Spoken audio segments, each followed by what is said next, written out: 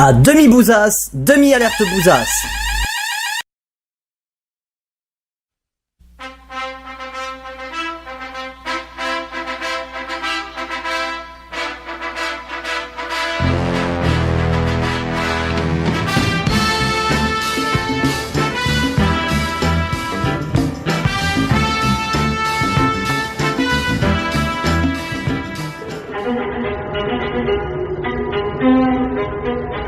There once was a house, a bright, happy home.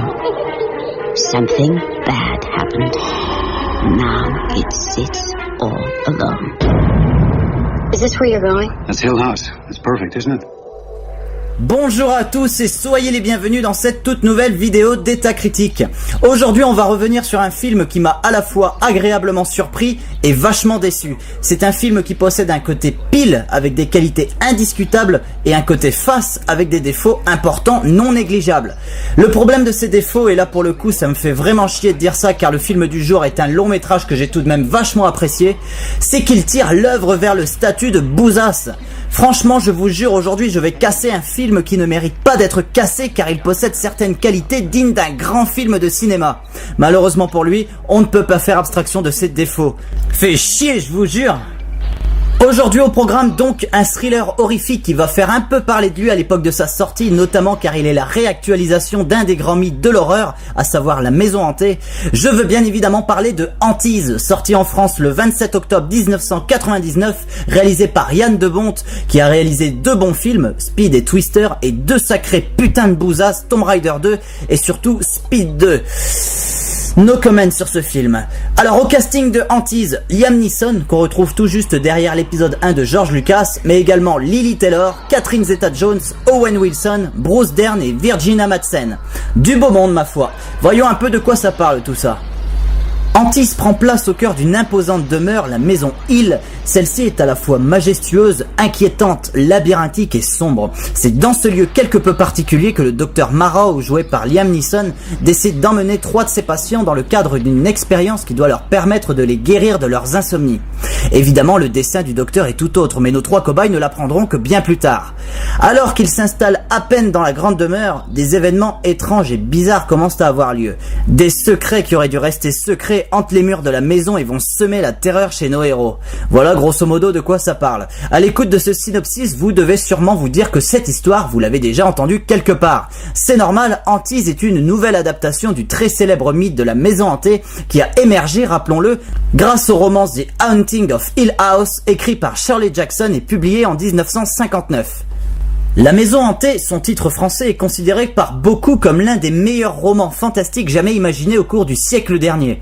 Stephen King le citera d'ailleurs de très nombreuses fois parmi la liste de ses ouvrages favoris. À l'époque de sa publication, le livre va connaître un très grand succès grâce à son histoire simple et efficace. Elle donnera la chair de poule à des centaines et des centaines de lecteurs, à tel point que le mythe de la Maison Hantée entrera peu à peu dans l'inconscient collectif, au même titre que les fantômes, les poltergeists ou les ovnis. La Maison Hantée demeurera l'œuvre la plus célèbre de Shirley Jackson. En 1963, Robert Wise met en scène la première adaptation du roman pour le compte de la MGM. Ça donnera La Maison du Diable, titre original The Haunting. Ce film sera couronné de succès lors de sa sortie grâce à la mise en scène exceptionnelle de son réalisateur. La Maison du Diable est un film terrifiant qui à l'époque a réussi le pari de s'imposer alors que Psychose et Les Oiseaux d'Alfred Hitchcock, sortis respectivement en 1960 et 1963, dominaient très largement le marché du cinéma fantastique.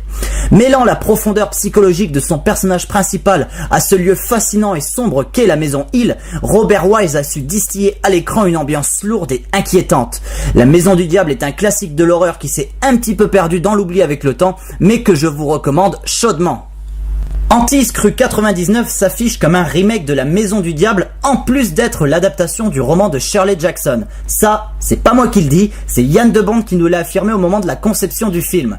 Voyons voir de quoi il en retourne et surtout voyons voir si ce film est à la hauteur des espérances. Car passer derrière un classique de la littérature fantastique et un classique du cinéma fantastique, ce n'est pas une chose facile. Ça peut même s'avérer être une chose inquiétante si cette œuvre est mise en scène par le réalisateur qui a livré la merde cosmique qu'est Speed 2. Enfin bon.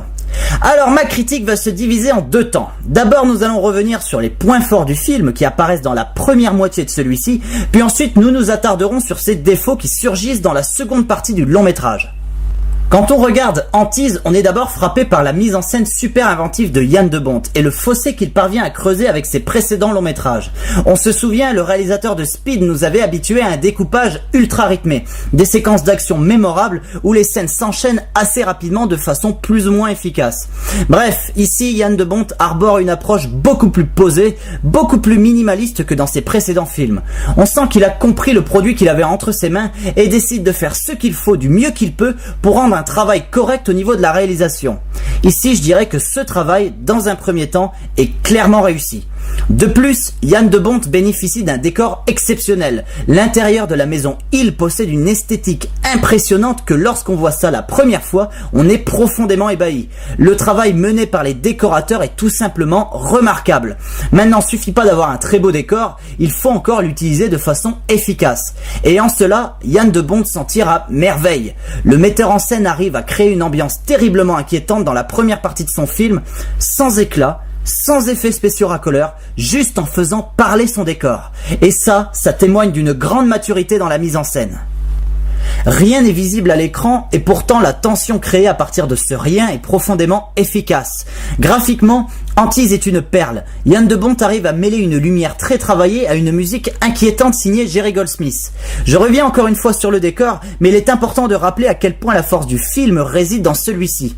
La maison Hill semble être caractérisée ici comme un personnage à part entière. Les détails semblent raconter une histoire et donnent à l'ensemble une profondeur qu'on n'aurait absolument pas soupçonnée en abordant ce film. Lorsque nos héros entrent à l'intérieur de cette demeure, on a l'impression qu'ils entrent dans le ventre d'une bête endormie que leur présence va réveiller. La découverte de ce lieu par les personnages, le fait de les voir déambuler dans les couloirs interminables de cette bâtisse, est une immersion dans la terreur. Et en cela, Jan de Bont nous propose un travail exemplaire, digne du travail mené par Robert Wise. Avec ça comme point de départ, cette ambiance tendue et inquiétante, on se dit que si le reste du film a été imaginé dans la même optique que cette première partie, on tient le film d'horreur de cette fin du siècle. Malheureusement, ça ne va pas durer et Jan de Bont va sombrer dans la seconde partie dans ses pires travers de metteur en scène. La menace qui était jusqu'alors sous-entendue devient visible et là, d'un seul coup, ça apparaît nettement moins impressionnant. C'est avec une énorme déception que l'on voit Jan de Bont détruire tout ce qu'il a réussi à mettre en œuvre dans la première partie au fur et à mesure que les minutes passent. Les effets spéciaux apparaissent explicitement devant la caméra et là on voit le décor perdre complètement de son intérêt. Jan de Bont sombre dans l'effet visuel bas de plafond et nous livre une seconde partie complètement mauvaise où l'ambiance terrifiante vire au festival du n'importe nawak. Le réalisateur retrouve ses mauvaises habitudes de metteur en scène surexcité qui veut en mettre plein la vue, sauf qu'ici ce n'est absolument pas approprié. Que dire de ces effets visuels si ce n'est qu'en plus ils sont vraiment pas beaux. Et là je pense surtout à la scène finale où la terrible entité qui hante la maison livre une sorte de combat ridicule contre l'héroïne. J'avais rarement vu un film sombrer aussi facilement et rapidement dans la facilité la plus primaire. Antise, c'est l'incarnation de cela. Et franchement, ça fait chier. Quand tu vois cette première partie conçue d'une façon magistrale, puis que tu vois débouler tous ces effets racoleurs dignes d'une mauvaise parodie de film d'horreur, tu te dis c'est pas possible. Mais qu'est-ce qui s'est passé dans la tête de Jan de Bont? Pourquoi a-t-il pris le parti de faire sauter sa réalisation minimaliste au profit d'une mise en scène spectacle et tape à l'œil? S'il ne fallait garder que la seconde partie du film, on tiendrait une bousasse infâme faussement impressionnante qui tente de se la jouer horrifique alors qu'en fait ça ne vaut rien du tout. Ça me fait chier de dire ça, je vous jure, parce que j'ai en tête cette fabuleuse première partie et voir un film qui démarre bien sombrer comme ça dans le blockbuster fantastique vaguement horrifique, c'est très triste. Antise, c'est pour moi un peu le bon exemple pour dire qu'un réalisateur qui n'a pas encore acquis une personnalité, on va dire, polyvalente entre guillemets, ne peut pas se permettre de réaliser n'importe quoi. Jan de Bont, c'est un metteur en scène de films d'action. Il t'a fait Speed, c'était énorme. Il t'a fait Twister, c'était énorme. Il est passé à côté de Speed 2, ok, mais je vais quand même prendre sa défense en disant qu'il ne s'est pas trahi dans la façon de mettre en scène ce dernier. Il est resté dans sa logique hyper rythmée et hyper burnée, sauf qu'ici, le scénario valait pas un pet de lapin.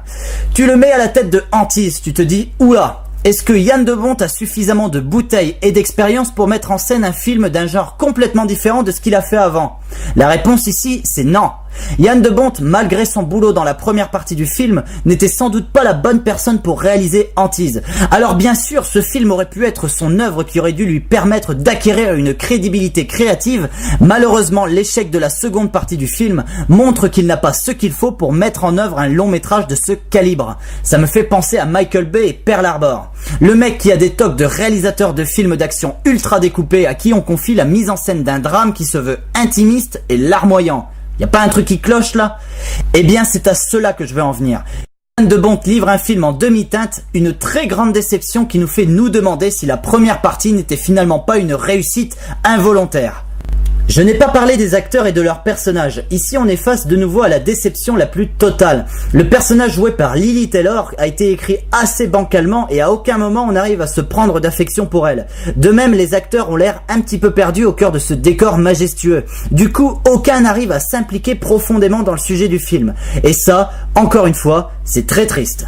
En conclusion, Antise est un film que je vous recommande du bout des doigts. Voyez-le pour son décor exceptionnel et sa première partie vraiment prenante et terrifiante. Par contre, ne vous attendez pas à une montée en puissance du film dans sa seconde partie. Ici, c'est clairement un échec artistique. Une déception que j'aurais aimé ne pas voir tellement j'ai aimé le début du film. Mais quand on voit l'acte 2, on ne peut pas fermer les yeux sur le travail exécrable qui a été rendu et qui fait de Antise un film fantastique quelconque, voire carrément inintéressant.